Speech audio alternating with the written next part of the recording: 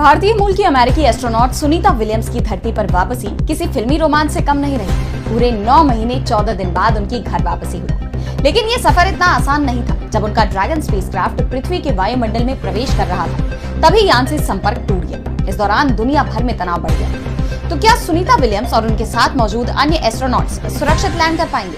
इस सवाल के बीच मिशन कंट्रोल से संपर्क टूटने की खबर आई, जिसने सभी को चौंका दिया। लेकिन तमाम मुश्किलों को पार करते हुए उनका यान समुद्र में सफलतापूर्वक लैंड कर गया। इस ऐतिहासिक वापसी से भारत और अमेरिका दोनों देशों में खुशी की लहर दौड़ गई। तो आखिर कैसे हुआ ये रोमांचक रेस्क्यू? जानने के लिए देखिए ये रिपोर्ट। 9 महीने अंतरिक्ष में बिताने के बाद नासा एस्ट्रोनॉट सुनीता विलियम्स और उनके साथी बुच विल्मोर की पृथ्वी पर सुरक्षित वापसी हो गई है। इसे एक बड़ी उपलब्धि के तौर पर देखा जा रहा है। इनके साथ क्रू 9 के 2 और एस्ट्रोनॉट अमेरिका के निक हेग और रूस के अलेक्जेंडर गोर्बुनोव भी हैं। उनका ड्रैगन स्पेसक्राफ्ट भारतीय समयानुसार 19 मार्च की सुबह 3:27 पर फ्लोरिडा के तट पर लैंड हुआ। और जैसा कि नासा ने पहले ही बताया था कि ड्रैगन कैप्सूल के अलग होने से लेकर समुद्र में लैंडिंग तक उनकी वापसी में करीब 17 घंटे लगेंगे। बिल्कुल वैसा ही हुआ। हालांकि इस दौरान एक ऐसा भी वक्त आया जब मिशन नियंत्रकों का अंतरिक्ष यात्रियों को वापस ला रहे क्रू ड्रैगन कैप्सूल से संपर्क टूट गया। 7 मिनट के ब्लैकआउट के बाद स्पेसक्राफ्ट से संपर्क दोबारा बहाल हुआ। लेकिन ये वक्त किसी भी स्पेसक्राफ्ट के पृथ्वी के वायुमंडल में प्रवेश के लिए बहुत निर्णायक होता है। इस दौरान तापमान सामान्य से बहुत ज्यादा होने के कारण स्पेसक्राफ्ट के क्रैश होने की संभावना बढ़ जाती है।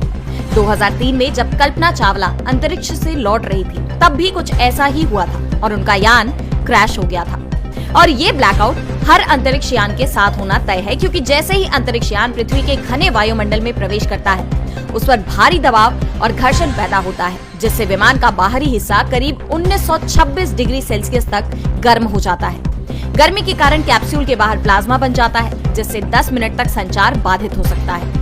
इसके लिए इस मिशन में तैनात सभी यात्री पहले से ही तैयार थे। इस चुनौती को पार करते हुए स्पेसक्राफ्ट ने सफलतापूर्वक समुद्र में लैंडिंग की और जैसे ही ड्रैगन कैप्सूल लैंड हुआ, रिकवरी टीम यान को बाहर निकालने पहुंची। उस दौरान डॉल्फिन्स का झुंड कैप्सूल के चारों ओर तैरता नजर आया।